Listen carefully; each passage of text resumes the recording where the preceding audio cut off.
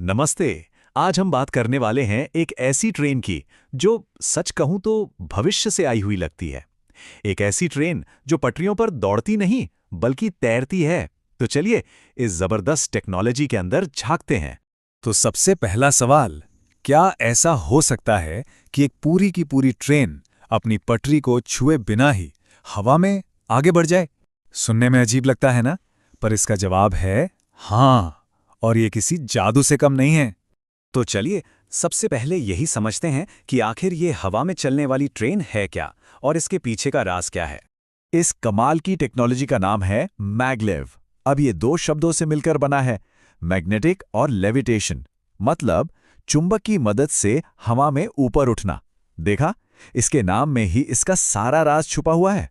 तो आसान भाषा में कहें तो इस ट्रेन में बहुत ही पावरफुल मैग्नेट्स लगे होते हैं, जिनकी मदद से ये ट्रेन पटरी के ठीक ऊपर हवा में तैरती है, उसे छूती तक नहीं। मतलब ट्रेन और पटरी के बीच जीरो कांटेक्ट। अब आते हैं असली सवाल पर कि ये मैग्नेट का जादू आखिर काम कैसे करता है। मतलब ये ट्रेन हवा में उड़ती कैसे है और फिर आगे कैसे बढ़ती है। देखिए, इस पूरी टेक्नोलॉजी के दो मेन स्टेप्स हैं।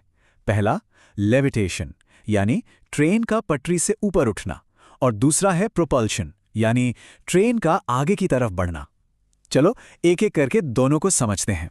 तो पहला स्टेप, लेविटेशन। ये होता कैसे है? ट्रेन के नीचे और पटरी पर दोनों जगह पावरफुल इलेक्ट्रोमैग्नेट्स लगे होते हैं।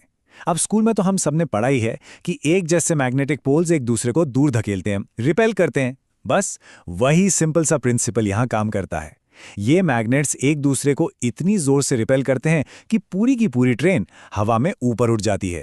लेकिन कितना ऊपर? ज्यादा नहीं, सिर्फ 5 से 10 मिलीमीटर, मतलब एक उंगली से भी कम का गैप।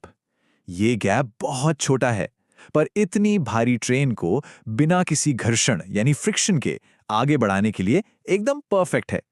कमाल की इंजीनियरिंग है ना? अच्छा, ट्रेन हवा में तो आ गई, पर अब आगे कैसे बढ़ेगी? पहिए तो है नहीं। तो यहीं पर काम आता है लीनियर मोटर सिस्टम। इसमें होता क्या है कि पटरी में जो मैग्नेट्स लगे हैं वो बिजली से एक के बाद एक ऑन और ऑफ होते रहते हैं, और ये प्रोसेस ट्रेन को कभी आगे की तरफ खींचता है तो कभी पीछे से धक्का देता है। बस इसी पुश और पुल के खेल से ट्रेन इनक्रेडिबल स्पीड से आगे भागती है। तो सोचिए, जब ट्रेन और पटरी के बीच कोई कांटेक्ट ही नहीं है, तो इसका मतलब हुआ फ्रिक्शन यानी घर्षण भी नहीं है। और जब फ्रिक्शन जैसा कोई रोड़ा है ही नहीं, तो क्या होगा? मिलेगी सुपर स्पीड। यहाँ एक छोटा सा कंपैरिजन देखते हैं। एक नॉर्मल ट्रेन में पहिए और ट्रैक के बीच फ्रिक्शन होता है, जिससे काफी एनर्जी वेस्ट होती है। लेकिन मैगलेव ट्रेन में ना पहिए हैं ना फ्रिक्शन। उसे रोकने वाली अगर कोई चीज है तो वो है सिर्फ हवा, यानी एयर रेजिस्टेंस।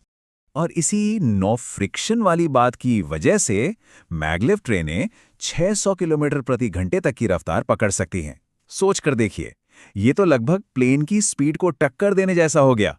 जमीन पर इससे तेज चलने का कोई और तरीका शायद ही हो। ठीक है, तो ये काम कैसे करती है ये तो हम समझ गए, पर अब सवाल ये उठता है कि ये टेक्नोलॉजी आज दुनिया में कहां-कहां इस्तेमाल हो रही है और इसका फ्यूचर क्या है। वैसे दुनिया में मोटे तौर पर दो तरह की मैगलेव टेक्नोलॉजी चलती है। एक है ईएमएस, जिसमें ट्रेन ट्रैक के नीचे की तरफ लटक कर चलती है, जैसे जर्मनी में इस्तेमाल होती है, और दूसरी है ईडीएस, जिसमें ट्रेन ट्रैक के ऊपर फ्लोट करती है, जैसा कि जापान की सुपरफास्ट मैगलेव में देखने को मिलता है। फिलहाल मैगलेव दुनिया के कुछ ही देशों में है। चीन के शंघाई में तो ये कॉमर्शियली चल भी रही है।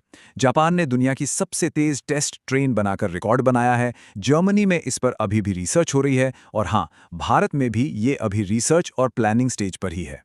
अब देखिए, हर बड़ी टेक्नोलॉजी की तरह इसके भी अपने फायदे और नुकसान हैं। फायदे क्या हैं? जबरदस्त स्पीड, बिल्कुल भी शोर नहीं, मेंटेनेंस भी कम, और सफर तो मक्खन जैसा स्मूथ। लेकिन नुकसान भी कम नहीं है। इसको बनाने का खर्चा बहुत बहुत ज्यादा है। इसके लिए एकदम अलग तरह की पटरियां बनानी पड़ती हैं, और अगर कभी पावर चली गई तो पूरा सिस्टम ठप। तो कुल मिला के कहानी क्या है? बहुत सिंपल है। मैगलेव ट्रेन मैग्नेट की पावर से हवा में तैरती है और आगे बढ़ती है, और यही वजह है कि ये दुनिया की सबसे तेज ट्रेनों में से एक है। तो अगर साइंस और टेक्नोलॉजी की दुनिया की ऐसी ही मजेदार बातें जानना अच्छा लगता है, तो हमारे साथ जुड़े रहने के लिए सब्सक्राइब जरूर करें।